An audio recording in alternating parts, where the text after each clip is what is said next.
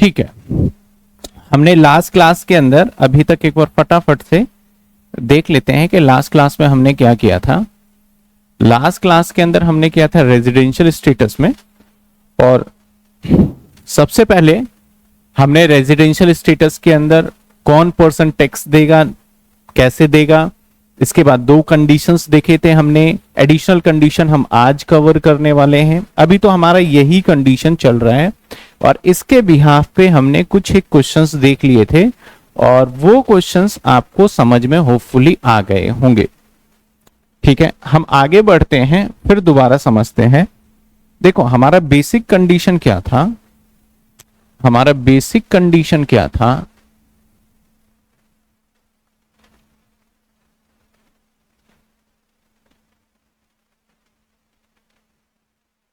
Basic condition में बोला गया था कि भाई बेसिक कंडीशन दो होंगे। नंबर वन जो होगा वो होगा हमारा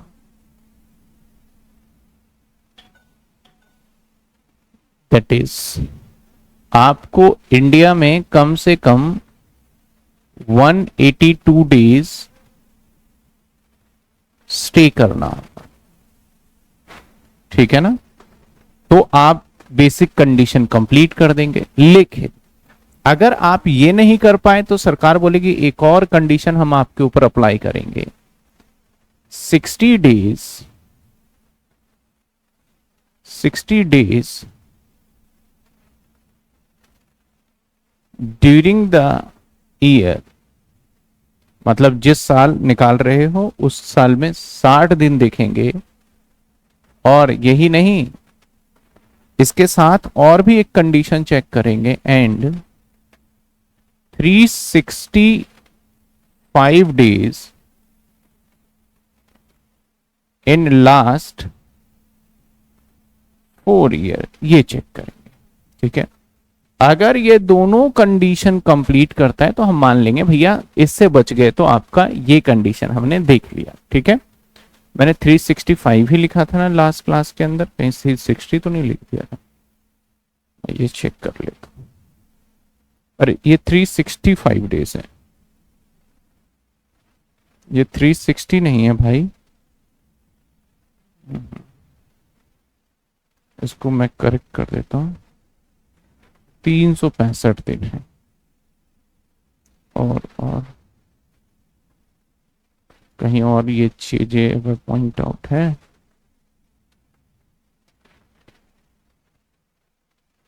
ये 365 है। ठीक है, 365 डेज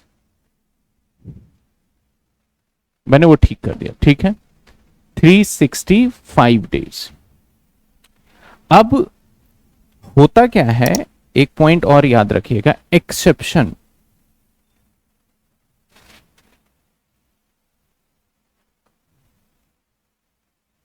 एक्सेप्शन में क्या है कि अब एक्सेप्शन केस जब लगेगा ना, तो कुछ व्यक्ति, कुछ ऐसे पर्सन होते हैं जिसके ऊपर हम ये वाला रूल फॉलो नहीं करेंगे।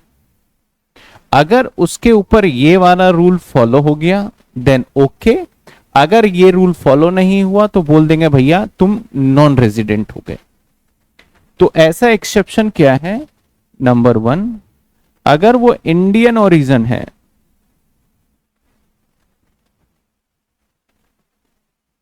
अगर वो इंडियन ओरिजिन है। अब सर इंडियन ओरिजिन कौन होता है, इंडियन ओरिजिन मीन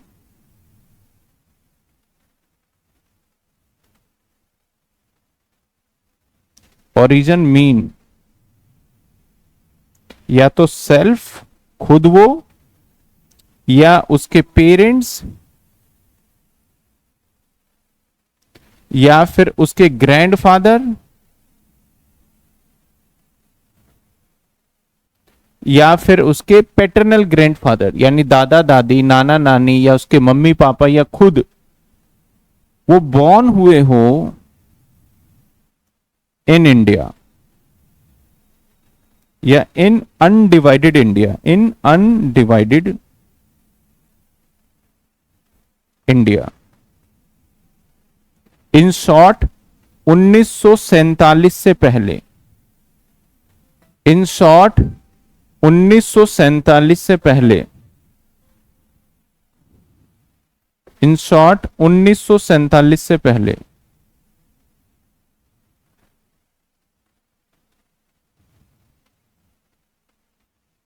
तो अगर कोई ऐसा व्यक्ति मिलता है जो कि 1947, देश हमारा आजाद हुआ 1947 में और वहां डिवाइड भी हो गया था, और डिवाइड क्या हुआ था, इंडिया, पाकिस्तान, बांग्लादेश, ये सभी एक ही थे, लेकिन ये डिवाइड हो गए।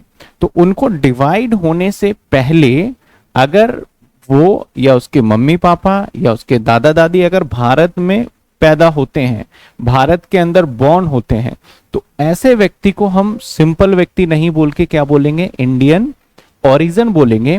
और अगर कोई इंडियन ओरिजिन निकला तो उसके लिए सिर्फ रूल नंबर 1 ही हम चेक करेंगे, रूल नंबर 2 उनके लिए नहीं बना है।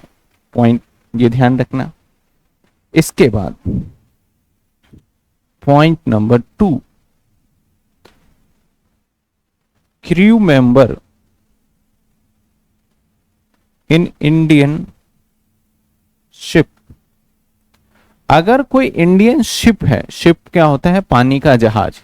अगर कोई इंडियन शिप है, पानी का जहाज, और उसके ऊपर उस पानी के जहाज की मैं बात करूं, तो अगर कोई इंडियन शिप पानी के जहाज की मैं बात कर रहा हूं, उस पे एज अ क्रू मेंबर, वहां पे दो तरीके के लोग होते हैं। एक होता है कैप्टन जो कि जहाज को चला रहा होता है, उसे कैप्टन बोलते हैं, हम उसकी बात नहीं कर रहे हैं। एक छोटे मोटे लोग जो वर्कर काम कर रहे हैं उसको क्रू मेंबर बोलते हैं। तो अगर कोई इंडियन शिप पे क्रू मेंबर के तरीके से काम कर रहा है, क्योंकि शिप का काम क्या है, कई दिनों तक बाहर चले जाता है, फिर कई दिनों के बाद आता है, कई महीने भी लग जाते हैं, तो ऐसे लोगों के लिए हम सिर्फ 182 डेज वाला काउंट करेंगे, 60 डेज वाला उसके लिए नहीं बनाया गया है। चलिए sir, point number 3, person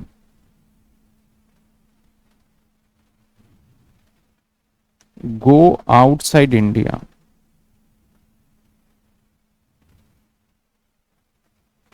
for employment, for employment.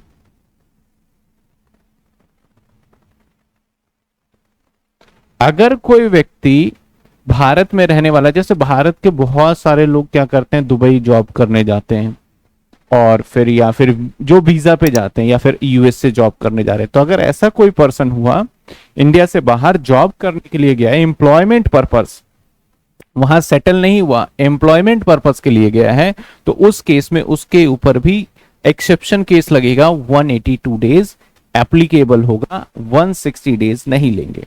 फिर से समझिए आप, अगर कोई पर्सन, हमारा बेसिक कंडीशन क्या कहता है, या तो 182 डेज लो, अगर 182 डेज कंप्लीट नहीं करता तो 60 और 365 लास्ट 4 ईयर में ये चेक कर लो।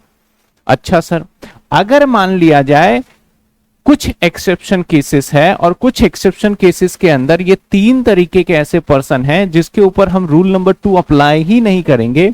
नंबर 1 कौन है, Indian origin, number 2 crew member, number 3 employment purpose के लिए बाहर जाएंगे, तो ये रूल नंबर 2 आपके लिए बना ही नहीं, सिर्फ रूल नंबर हम 1 चेक करेंगे। पहले आप यहां तक बताइए समझ में आया या फिर नहीं आया, यहां तक बताइए समझ में आया या फिर नहीं आया, जल्दी बताइए। सर मेरी कुछ क्लास इनकम टैक्स की हो गई है, सब पहले के करंट कैसे देख सकते हैं, कंटेंट कैसे देख सकते हैं, मेरी मैं सुन, वो आपको कंटेंट में रिकॉर्डेड सेक्शन में मिल जाएगा, ठीक है ना, कंटेंट के रिकॉर्डेड सेक्शन में मिल जाएगा। यहां तक क्लियर हो गया एकदम आपको। चलिए सर, एक और केस, एक और पॉइंट याद रखना है। देखो इस चैप्टर में कुछ एक पॉइंट है, मानता हूं बहुत छोटा ही चैप्टर है, लेकिन कुछ पॉइंट याद रखना है। If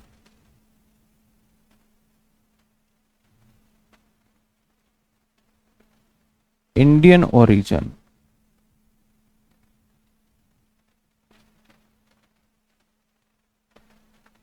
earn in India more than 15 lakh, then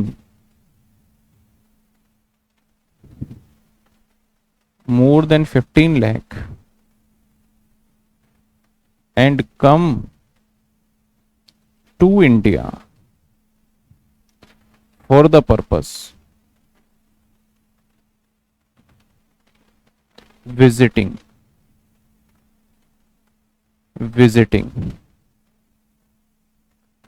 then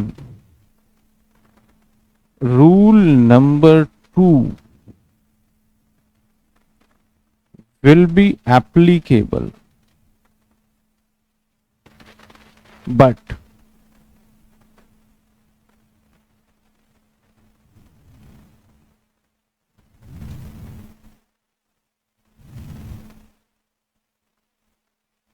$60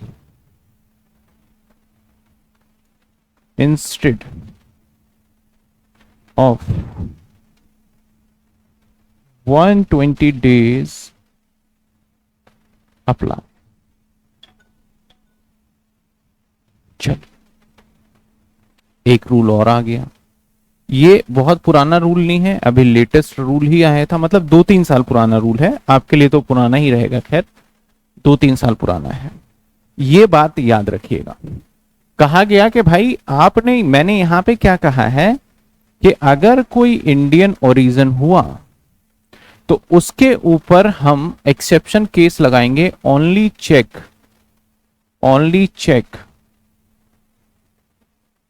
rule number 1।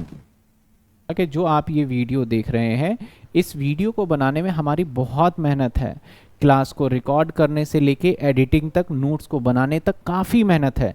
तो प्लीज़ आप इस चैनल को सब्सक्राइब जरूर करिए और अपने दोस्तों को भी शेयर करिए कि इस चैनल पे आपको बीकॉम की सारे कंटेंट्स अवेलेबल होते हैं। ठीक है साहब, सिर्फ यही चेक करेंगे। अगर वो क्रू मेंबर हुआ तो रूल नंबर 1 चेक करेंगे। अगर वो go outside India for employment purpose, rule number 1 check करेंगे, इसके लिए 2 होगा ही नहीं।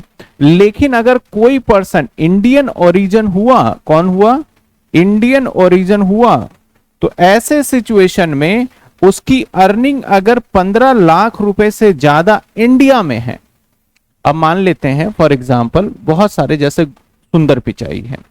अब सुंदर पिचाई के मम्मी पापा इंडिया में ही बॉर्न हुए थे। अब सुंदर पिचाई है कौन? गूगल के सीईओ हैं, जो कि रहते कहां हैं? यूएसए में रहते हैं। तो ऐसे सिचुएशन में अगर वो इंडिया घूमने के लिए आते हैं और फिर वापस चले जाते हैं, तो क्या हम चेक करेंगे क्या सुंदर पिचाई की अर्निंग इंडिया की, वैसे बाहर तो 15 लाख से पता नहीं कितनी ज्यादा है, इंडिया में कहीं वो कुछ ऐसा तो नहीं कर रखा जहां 15 लाख से ज्यादा कमा रहे हैं? जैसे कहीं एफडी तो नहीं कर रखा, कहीं रेंटल इनकम तो नहीं आ रहा, कोई और काम तो नहीं कर रखा, इन्वेस्टमेंट तो नहीं कर रखा, जहां से उनकी 15 लाख रुपए से ऊपर इनकम ज्यादा आ रही है। तो उनसे बोलेंगे भाई आपके ऊपर सिर्फ रूल नंबर 1 नहीं लगेगा, आपके ऊपर रूल नंबर 2 भी लगेगा, लेकिन थोड़ी सी हम रियायत बरत रहे हैं आपके ऊपर। रूल नंबर 2 में जो हम 60 डेज के अकॉर्डिंग पर्सन को क्वालिफाई करा लेते थे टैक्स देने के लिए, वो 60 डेज के बजाय हम आपके ऊपर जो डेज है वो कितना लगा कर देंगे? 120 डेज कर देंगे। समझ में आई बात आपको? वो 60 डेज की बजाय हम क्या कर देंगे? 120 डेज कर देंगे, और उसके हिसाब से हम आपका रेजिडेंशियल स्टेटस को डिटरमाइन करने वाले हैं। क्या बात समझ में आई आपको? ये तो ये हमारा अब जाके खत्म हुआ बेसिक कंडीशन पूरा, अभी एडिशनल पे नहीं आए, सिर्फ बेसिक कंडीशन किया है, तो अब जाके बेसिक कंडीशन पूरा कंप्लीट हो गया। फर्स्ट एक्सेप्शन केस क्या कहता है? बच्चे का पूछना है कि फर्स्ट एक्सेप्शन केस क्या है। तो देखो, फर्स्ट एक्सेप्शन केस कहता है इंडियन ओरिजिन। मान लेते हैं कि किसी पर्सन के दादाजी 1947 से पहले भारत में पैदा हुए थे और भारत अनडिवाइडेड में, तो उस सिचुएशन में उसके बच्चा जो है, जो उसके बेटा है, उसके पोता है, वो सभी के सभी इंडियन ओरिजिन के अंदर काउंट होगा। इंडियन ओरिजिन हो गए तो इसका मतलब भारतीय नागरिक हो गए, एक तरीके से आप मान के सकते हैं इंडियन सिटीजन हो गए। तो जैसे ही आप इंडियन ओरिजिन हो गए, वैसे ही हम क्या करेंगे कि आपके ऊपर सिर्फ रूल नंबर 1 चेक करेंगे। मान लो ऐसा व्यक्ति कोई भी आता है, सपोज सुंदर पिचाई इंडिया में आता है 120 दिन के लिए, ठीक है, 120 दिन के लिए आता है सुंदर पिचाई इंडिया में। तो हमने उसके ऊपर रूल नंबर 1 क्या कहता है, 182 डेज, और रूल नंबर 2 क्या कहता है, 60 और 365। तो ये तो उस पर लगेगा ही नहीं क्योंकि वो इंडियन ओरिजिन है। तो 120 तो 182 से कम है, तो भाई तुम तो भाई सेटिस्फाई नहीं कर पाए, तुम बिना टैक्स दिए इंडिया से जा सकते हो। लेकिन अगर उसकी इनकम कितनी हो गई सर, इनकम 15 लाख से ऊपर हो गई, तो बोलेंगे भैया रुक जाओ, ये वाला तो नहीं कर पाए, दूसरा देखते हैं। यहां पे क्या बन गया, 120, अरे 120 रह गए। अब तुम्हारे पिछले 4 साल की भी हिस्ट्री देखेंगे। पिछले 4 साल में अगर आपने 365 दिन कंप्लीट कर दिया होगा, तो भैया तुम कंप्लीट कर पाओगे इस रूल को, यानी तुम टैक्स देने के लिए लायबल हो जाओगे। क्या क्लियर हुआ यहां तक? यहां तक बात आपको समझ में आई? यहां तक आपको बात समझ में आ गई? तो इससे रिलेटेड एक क्वेश्चन देख लेते हैं, फिर हम आगे बढ़ेंगे। ये रहा हमारे पास क्वेश्चन नंबर 6। इससे रिलेटेड एक क्वेश्चन देख लेते हैं, दैट इज क्वेश्चन नंबर 6।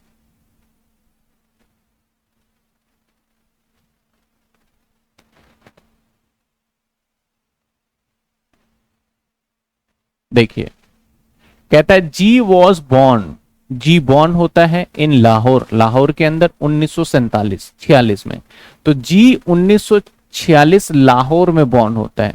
अब लाहौर जो है अभी के टाइम पे पाकिस्तान के अंदर है, लेकिन 1946 में ये भारत का ही हिस्सा था, क्योंकि उस टाइम पे डिवाइड तो हुआ नहीं था हिंदुस्तान पाकिस्तान। तो इसका मतलब जी का अगर मैं स्टेटस बताऊं तो क्या हो गया, ये इंडियन, ये क्या हो गया, इंडियन ओरिजिन, इंडियन ओरिजिन, ये हो गया मेरे भाई Indian origin. Okay sir. He has been stay in England, England में रह रहा था शुरू से, 1973 में चला गया होगा इंग्लैंड, और इंग्लैंड रह रहा होगा। पहली बार भारत के अंदर आता है 2/10/2025 में, और वो रिटर्न हो जाता है 31/3/2026 में।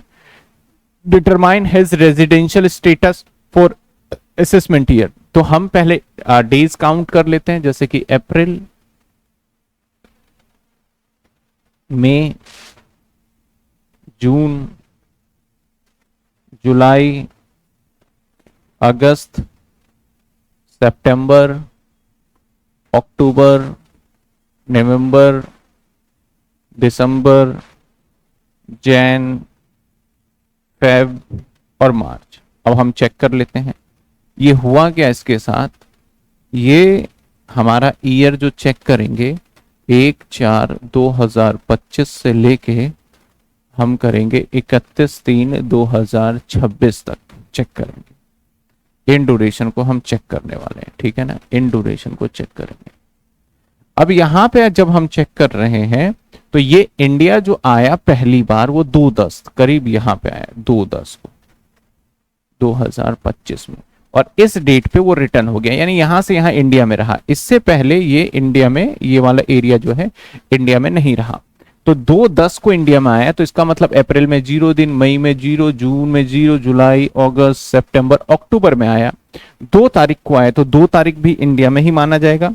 तो कितने दिन रह गया अक्टूबर के मंथ में, अगर मैं देखूं तो 31 - 2,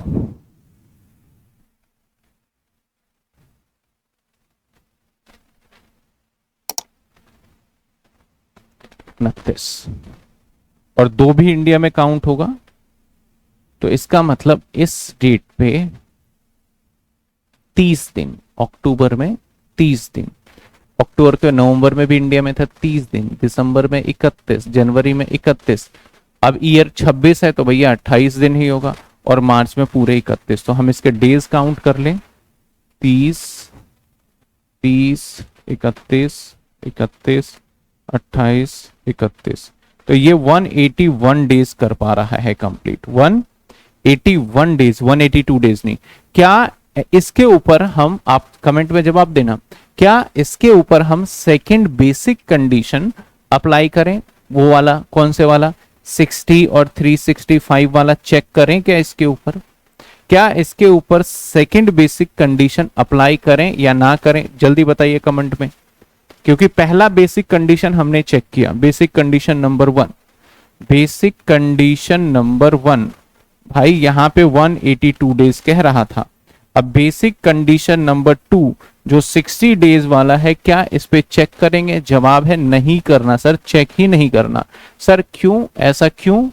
क्योंकि आपने कहा था कि एक चेक करोगे तो दूसरे को भी चेक करना, तो क्योंकि ये हमारा एक्सेप्शन केस में आ गया इंडियन ओरिजिन में, दैट्स वाई इस पे चेक नहीं होगा। अब सर इसके आंसर को कैसे लिखना है? क्या ऐसे हम एग्जाम में लिख के आएंगे? नहीं, इसके लिए प्रॉपर आंसर ये इस तरीके से लिखना पड़ेगा आपको, और उसके हिसाब से आपको देना पड़ेगा। मैं कुछ कुछ आंसर भी दिखा देता हूं आपको, आप देखिए क्या कहता है ये कहता है ड्यूरिंग द प्रीवियस ईयर 25-26, ऐसे स्टेटमेंट लिखना है। जी स्टे इन इंडिया, इंडिया में स्टे करता है 181 डेज के लिए, जिसमें कोई काउंटिंग दे दोगे 30 दिन 30 दिन 31 दिन 31 दिन 28 दिन और 31 दिन, जो कि हमारा इस डेट से लेके इस डेट तक बनता है। He does not satisfy the first condition of 182 days, जो फर्स्ट कंडीशन था 182 डेज वाला वो सेटिस्फाई नहीं करता है। Further second condition is not applicable, उसके ऊपर सर सेकंड कंडीशन तो एप्लीकेबल है ही नहीं। In his case as is person of India, इस केस के अंदर वो इंडियन ओरिजिन भी था। He was born in undivided India, तो भैया ये इंडियन ओरिजिन हुआ। And visit India during the previous year, he is there for, वो इंडिया घूमने आया था, इसका स्टेटस क्या हो गया? नॉन रेजिडेंट हो गया। आप एक बार इस आंसर को लिखेंगे रजिस्टर पे, और जब भी आंसर्स को लिखना होगा ऐसे टाइप के क्वेश्चंस के लिए, तो आपको इसी वे में वहां पे आंसर लिख के जवाब देना होगा। ध्यान रखिएगा, इसी वे में आंसर लिखकर जवाब देना होगा। देखिए फटाफट से, कोई डाउट, कोई समस्या, कोई परेशानी है तो बताइए, जल्दी से बता दीजिए बस आप। अगर है कुछ ऐसा लगता है साहब, कुछ हमें डाउट समस्या परेशानी, तो बता दीजिए बस फटाफट से, कोई दिक्कत नहीं, जल्दी बता दीजिए फटाफट से, ताकि हम आगे बढ़ें। क्योंकि आंसर लिखना है आपने एग्जाम में, और जब आप आंसर को लिखेंगे तो आपको अच्छे तरीके से लिखना होगा, सो दैट, इसलिए मैं कह पा रहा हूं। आइए सर, क्लियर, ठीक है सर। इनकम टैक्स की बुक पर चेंज कर सकते हैं? इनकम टैक्स की बुक कौन सी बुक? मैंने कहा ग्रीस आहूजा आप परचेज कर सकते हैं, जिसको अभी मार्केट में, अभी मैं कंफर्म कर लूंगा आया नहीं आया, तो आप उसके अकॉर्डिंग परचेज कर लेंगे। अब एक रितिका का कहना है नो सर 120 डेज चेक करना होगा। तो 120 डेज पता है कब चेक करना होगा? जब उसकी इनकम को 15 लाख रुपए दिखाते भारत में, 15 लाख से ज्यादा, तब चेक करते हैं 120 डेज। अगर उसकी इनकम भी 15 लाख से कम नहीं है तो फिर तो हम दूसरे पे जाएंगे ही नहीं। ठीक है ना रितिका? ठीक है, चलिए सर आ जाइए। तो हमने अभी, क्योंकि चलो ये क्वेश्चन तो अलग से कराएंगे। तो यहां तक क्या आपको सारी की सारी बातें क्लियर हो गई? तो इन शॉर्ट बहुत छोटी क्लास रही अभी की, सिर्फ मात्र आधे घंटे की। फिर दोबारा मुझे नोट्स बना के फिर मैं एक क्लास लूंगा, और क्लास की टाइमिंग, बहुत बच्चे कंफ्यूज हो रहे थे, तो मैं क्लास की टाइमिंग आपको लिख देता हूं। क्लास की टाइमिंग जो रहेगी, अभी कुछ क्वेश्चंस भी दूंगा होमवर्क के लिए। क्लास का टाइम अभी फिलहाल टिल जब तक आपकी छुट्टियां, मतलब मान के चलते हैं कि कॉलेजेस बंद है, तो मैं 9 AM ले लूंगा, और हो सकता है इस क्लास को मैं मॉर्निंग में 8 o'clock भी कर दूं, 8 o'clock भी कर दूं, अगर मुझे लंबी क्लास लेना होगा। क्योंकि इस महीने में जो हम एज पर शेड्यूल चल रहे हैं, वो हमारा चैप्टर कौन कौन सा खत्म हो जाना चाहिए। इस महीने में हमारा income from house property, residential status और डिडक्शन खत्म हो जाना चाहिए सैलरी अगले महीने में। तो थोड़ा सा हम डिले जरूर हो गए हैं मतलब अपने फॉर्मल से, क्योंकि अब आपका स्पीड में कराऊंगा तो मुझे क्लास लंबी भी लेनी पड़ सकती है, तो उसके लिए प्रिपेयर रहिएगा। मैं सारे के सारे नोट्स एक दिन में ही इकट्ठा ही बना लेंगे और उसके हिसाब से चलेंगे, ठीक है ना। तो होपफुली आप समझ पा रहे होंगे, आपको बातें समझ आई होगी। तो हम कल भी क्लास रख रहे हैं सुबह 9 बजे मॉर्निंग में 9 o'clock, और मैं इस क्वेश्चंस के साथ, क्योंकि अभी 10 बजे एक टेस्ट भी है और 10 बज जाएंगे, फिर वो कॉन्सेप्ट वहां तक होगा नहीं, तो मैं बीच में नहीं छोड़ना चाहता उस कॉन्सेप्ट को। तो कल सुबह 9 बजे क्लास रखेंगे और कल हम एडिशनल कंडीशन पूरी तरीके से कंप्लीट कर लेंगे कल। तो ठीक है, हैव अ गुड डे, मिलते हैं हम अगली क्लास के अंदर, और कल हम एडिशनल कंडीशन कंप्लीट करेंगे, और कल से थोड़ा रफ्तार में हमारा सिलेबस अब चलने लगेगा। मतलब जितनी बेसिक नॉलेज चाहिए थी दे दिया, क्योंकि चैप्टर जब हम स्टार्ट करते हैं तो मेरी कोशिश रहती है इतना स्लो कराऊं कि उसका बेस एकदम स्ट्रांग हो जाए। जैसे ही आपका बेस स्ट्रांग हो गया फिर मैं फास्ट चल सकता हूँ। इनकम टैक्स का कोई चार्ट है क्या? हाँ, ये चार्ट वगैरह सब चीज आपको मिलने वाला है, और एवरीथिंग आपको विल बी डिलीवर्ड, लेकिन थोड़ा सा इस महीने के बाद आपको मिलेगा। बाकी जो भी हम ये कर रहे हैं, चार्ट में बना रहा हूं, ये चार्ट को आपको मैं कन्वर्ट करके, वैसे तो चार्ट यही है, इसके हिसाब से मैं कन्वर्ट करके दे दूंगा। ठीक है रोहित, चलिए मिलते हैं हम अगली क्लास में कल, और कल आगे कंटिन्यू करेंगे। Take care, bye bye.